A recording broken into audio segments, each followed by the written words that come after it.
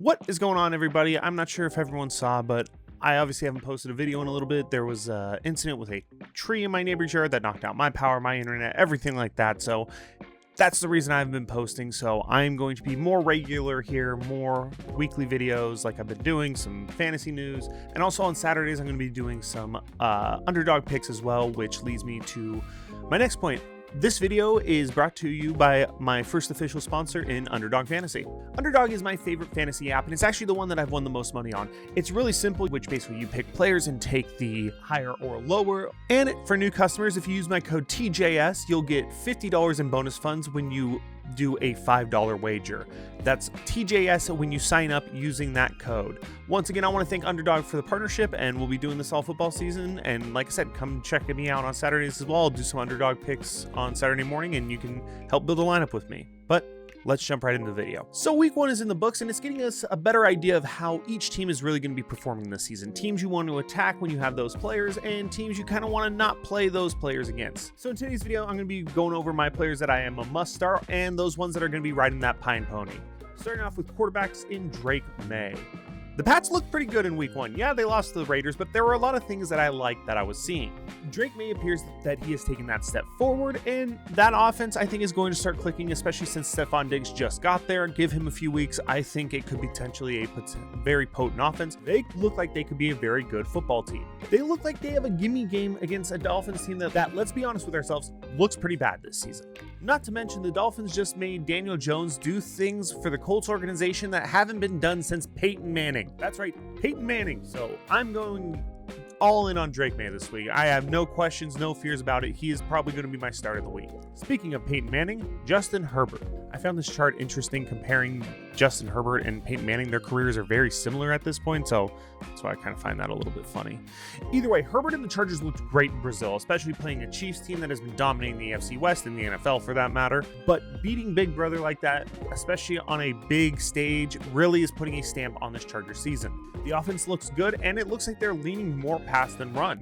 And Harbaugh appears that he is trying to keep his promise about trying to get Justin Herbert into the Hall of Fame. They get a Raiders team that, is better than people expected, but I think the Chargers are a bit better. So I have no fears playing Justin Herbert this week. I think he's going to tear apart the Raiders, and it's going to be a very nice fantasy week for him.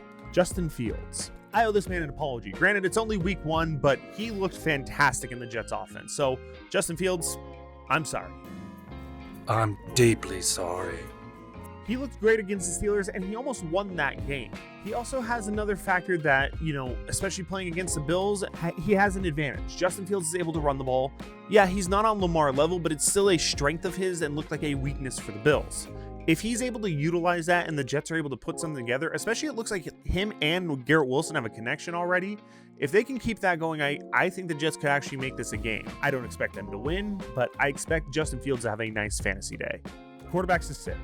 Starting with Jared Goff. The Lions look like a shell of their former self. They look like they are struggling. It looks like they are literally trying to just keep their head above water. They are struggling to the point where I can't trust any Lions players playing them at all this week. It's too much of a risk. The Packers are good. They're Super Bowl contenders, don't get me wrong. The Lions just didn't even look like they were able to do anything that day. Nothing on Sunday. This team is not scary. They're not intimidating like they were the last few years. And especially in the NFC North, where it is such a tougher division and all those teams got better, especially teams that were doubted like the Vikings with JJ McCarthy. He's looking pretty good. So it looks like this team took a major step back. People were underestimating losing both of those coordinators. They just look flat. They look uninspired. They look like they just know they can't do anything. So until I start seeing something from them on a more consistent basis, I have to bench all these players. Daniel Jones. Indiana Jones looked great in week one. Granted, it is again against that very bad Dolphins team, but he played the opponent that he was facing. That won't be the case in week two. He is going against the Denver Broncos, who are considered to be an elite defense and look very good. And they have to go against the best cornerback in the league in Surtain. I just don't see them handling that pressure very well. This is a real test for Daniel Jones and the Colts. So if they're able to beat the Colts or even put up some decent numbers, I will have a lot more faith playing Daniel Jones week in and week out. But this week, I'm not willing to take that risk. Tagovailoa. The Dolphins are a dumpster fire this year. I want to avoid them at all costs. And I can obviously list Jalen Waddle and Tyreek Hill on my sit list for wide receivers, so to save you all some time, yes, they're down there just because the Dolphins look that terrible. It is not a good situation in Miami. Mike McDaniel is probably going to get fired here in the next few weeks. He is probably going to be first coach to go, hands down. There are even rumors that Tyreek might be getting traded out of it. Miami is not a team that is being taken seriously. They aren't looking like a team that can actually get anything done. So with that all said, I'm sitting all my Dolphins. All the Dolphins are getting sat. Running backs to start: James Conner, Trey Benson. Both backs looked really good against the Saints. And yes, again, the Saints are kind of like the Dolphins. They're a team that's considered to be very bad. They're going against the Carolina Panthers, who are also not deemed to be that great either. Both backs seem like a good option at this point, with Trey Benson being the better option if you're doing PPR. I also see Benson eventually taking over for James Conner, but for the time being, both backs seem like a feasible play at this point. It just depends on who you have more confidence in. Either way, I'm starting these running backs just because I think they're going to tear it up against the Panthers. Javonte Williams. Javonte Williams had a great game in week 1 against the Eagles. They're now going up against the New York Giants, who are also a decent defense, just not as good as the Eagles in my opinion. So I think Javonte could also eat here as well. Yeah, you're going to have to deal with CeeDee Lamb and Pickens, especially if they go to a pass-heavy game, but I think Dallas may be relying on the run a little bit more than they have in years past, and Javonte looks like he has solid hold of that job.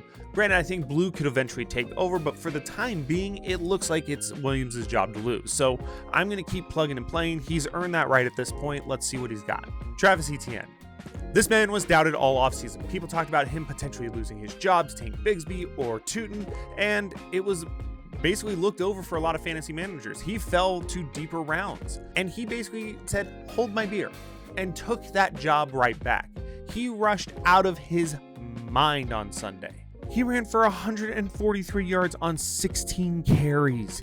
He played so well that they actually traded away Tank Bigsby to the Philadelphia Eagles, solidifying that this is Travis's job. They're going against a Bengals team who let Dylan Sampson have a pretty nice fantasy day, so somebody with Travis Etienne's skill, I could see him having a very great day and possibly being an RB1, at least our top 5, in my opinion. He could at least be a top 5 running back this week. Running backs to sit: Kenneth Walker. He was out-snapped by Zach Charbonnet. Not great. And while some Walker owners are panicking, I'm not quite ready to hit the panic button on him yet. He is dealing with an injury that he's had throughout training camp, so I just think they're taking it easy with him. They're taking it slow, letting him come back naturally instead of trying to rush him, because Charbonnet is a great backup. For the time being, Charbonnet is probably a better play until we start seeing the snap share kind of go more 50-50 and eventually take Walker taking over. But until he becomes that main focal point guy, or at least a 50-50 guy, I don't feel comfortable playing him every week. So right now, I am going to be sitting him. He's going to be riding that pine pony. Sit running back: Dylan Sampson. He was out a lot during the waiver wire this week. He had a really decent game against the Bengals. But the problem is that Quentin Judkins just signed his contract, and there's rumors that he could start playing again this week. Nothing against Dylan Sampson, but Judkins is a bit more talented than he is, and I think is eventually going to get that starting role. I think it's going to be a timeshare at least to start, but eventually I think Judkins is going to overtake Sampson hands down. With that said, if Judkins does play on Sunday, I don't feel comfortable playing Sampson confidently, because they're probably going to try to get him ramped up pretty quick. Even if Judkins is not playing, it's the Ravens. And yes, the Ravens gave up a ton of yards to James Cook, but that's James Cook and the Buffalo Bills. This is the Cleveland Browns. I don't see similar results happening here. So I'm going to be benching Sampson this week. Nothing against him. It's just I don't like his situation at all. RJ Harvey. I drafted RJ Harvey in every single one of my leagues. I like this kid a lot, but he is not the workhorse back yet. He is still splitting time with J.K. Dobbins. Splitting time is being generous. J.K. Dobbins is the lead back in that backfield right now. Harvey only saw 31% of the snaps, and J.K. Dobbins got all the red zone work. I don't see them really going to switch it up quite yet. Maybe in a few weeks, maybe when Harvey gets a few more touches, gets a few more games under his belt, they'll start giving more of a share. But as of right now, it looks like J.K. Dobbins has a firm handle on that role. I'm going to be stashing Harvey for a little while. I'm not going to be trading him quite yet, because I really do think he's going to be the lead back here soon, just not quite yet. So this week I am going to be having to put him on that pine pony. Keon Coleman. Keon Coleman looks like to be the guy in Buffalo currently. Him and Josh Allen really seem to have a rapport last week, and I think that's going to carry on and take a step forward this season. And he's going to be the one that I would want to play the most. So I'm going to be sticking with Coleman here, hoping that relationship with Josh Allen continues, and see what it does on Sunday. Emeka. Kid had a phenomenal week 1, and I don't see that slowing down in week 2. They're going up against a Texans team who, yes, has a very good secondary in Lassiter as well as Stingley, but Stingley did hurt his hip in the Ram game. He finished the game, but you could see he kind of lost a step. With Stingley's injury, I just see them going to be able to spread the ball a little bit more in Tampa Bay against the Texans this week, and just the relationship with Mayfield and Egbuka looks like it's really strong, so I just think he's going to eat as well. I'm putting him in any lineup I have. I really like him this week against the Texans. This one's a risky one, Ricky Pearsall. Originally, I was fine with Ricky Pearsall. Now there are rumors that Mac Jones may be the starting quarterback against New Orleans here, which, even if Mac Jones is starting, I'm really not throwing off Pearsall because I just don't think the Saints are that good. I think their run defense is a little bit better, but their pass defense is terrible. Now moving on to wide receivers to sit, starting with Cooper Kupp. I like the signing of Cooper Kupp to Seattle when it happened, and I just thought he wouldn't be as dominant as he was in years past. Turns out he's invisible to Sam Darnold. JSN, again, I owe him an apology as well. He is looking like he can definitely be a number 1 receiver, and he looks like he's dangerous in Seattle. Cooper Kupp was invisible. It literally is very depressing. I don't have faith in playing him week in and week out. He doesn't even look like a feasible wide receiver 2 option in Seattle. He may even be the 3. Until he starts putting up fantasy points, I don't feel comfortable playing him at all. So definitely going to be sitting him for a while. Calvin Ridley. I like Cam Ward. I liked a little bit of what I saw, but again, he's a rookie on a bad team. He's going to struggle a little bit. But with that said, I'm not really feeling Calvin Ridley. I don't think this team is really going to put up a ton of points or a big fight in this week. They're going against a Rams team that held the Texans to 9 points and no touchdowns. I see them doing that to a rookie quarterback and then some. I don't think the Titans are going to get anything going this week, so I want to avoid Calvin Ridley at all costs, so he is definitely going to be riding that pine pony this week. As far as tight ends and defenses go, it's a dart throw at this point. There are so few good tight ends, you know if you have one or not. And same with defenses. If you're streaming defenses, that's a different story, but again, you know what you're doing. Pick the good teams against the bad teams. It's not that hard. So I just want to mainly focus on quarterback, running back, and wide receiver. That's who I'm starting and sitting this week. Is there anyone I missed? Is there anyone so obvious that I should have put it? Let me know down in the comment section down below. Once again, I want to thank Underdog for the partnership this year, and make sure you go to Underdog and use my code TJS at sign up so you can get that bonus I talked about, and it really helps the channel out here. Make sure you leave a like, comment, and subscribe to this channel, and until the next one, have a good one.